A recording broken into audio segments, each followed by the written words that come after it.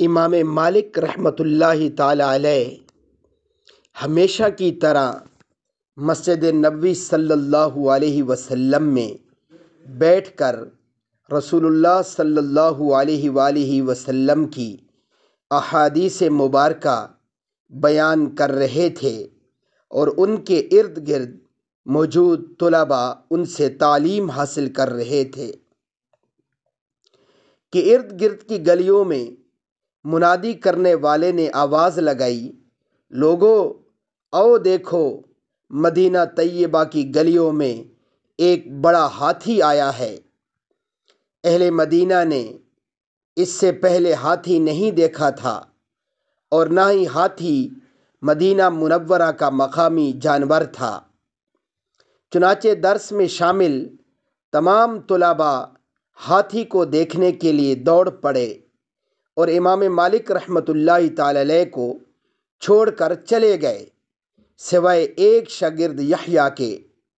امام مالک رحمۃ اللہ تعالی علیہ نے اس سے کہا، تم ان کے ساتھ باہر کیوں نہیں گئے؟ کیا تم نے پہلے ہاتھی دیکھا ہے؟ کیا تمہارے علاقے میں ہاتھی ہوتا ہے؟ یحییٰ نے کہا، میں نے مشرق کا سفر ہاتھی کو دیکھنے کے لیے نہیں بلکہ امام مالک رحمۃ اللہ تعالی علیہ سے علم حاصل کرنے کے لیے کیا ہے۔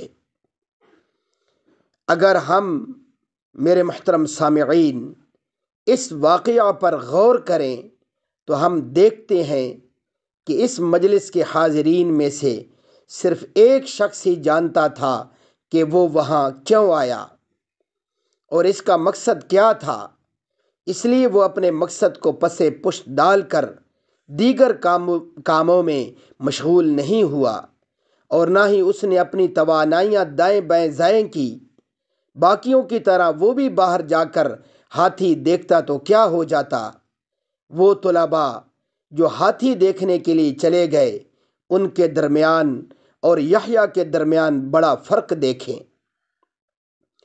تاریخ نے یحییٰ کا نام امام یحییٰ بن یحییٰ اللیثی رحمۃ اللہ تعالی علیہ کے طور پر ہمیشہ کے لیے محفوظ کر لیا اور دیگر حوالوں کے علاوہ امام مالک رحمۃ اللہ علیہ کی سند سے الموطا کے پہلے مستند راوی کی حیثیت سے شہرت حاصل کی، اور دوسرے طلباء جو ہاتھی کا تماشا دیکھنے نکل گئے تھے، تاریخ نے ان کا ذکر ہم سے نہیں کیا۔ ہمارے زمانے میں بھی ہاتھی کا تماشا دہرایا جاتا ہے، لیکن مختلف اوقات میں مختلف طریقوں سے، خاص طور پر رمضان میں تو ہر جگہ ہاتھی اور تماشائیوں کا ہجوم ہوتا ہے۔ رمضان میں دو طرح کے لوگ ہوتے ہیں، ایک قسم نے اپنا مقصد طے کر لیا ہوتا ہے، وہ خوب جانتے ہیں کہ وہ رمضان سے کیا چاہتے ہیں اور وہ کیا ثمر حاصل کرنے کی امید رکھتے ہیں۔ دوسری قسم وہ ہے جس کی طرف مختلف قسم کے ہاتھیاں نکلتے ہیں اور ہاتھیوں کے تماشے میں مگن وہ اپنے مقصد کی طرف سے غافل ہے اور حد سے زیادہ غفلت ہے۔ میرے محترم سامعین، کوشش کریں کہ ماہ رمضان میں ہاتھیوں کے تماشے کی کانوں میں پڑنے والی آواز سے بچیں، ورنہ یہ تماشا آپ سے سال کا بہترین مہینہ چھین لے گا۔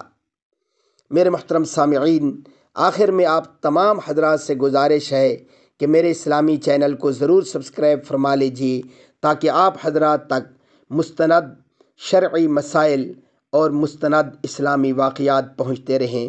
جزاکم اللہ۔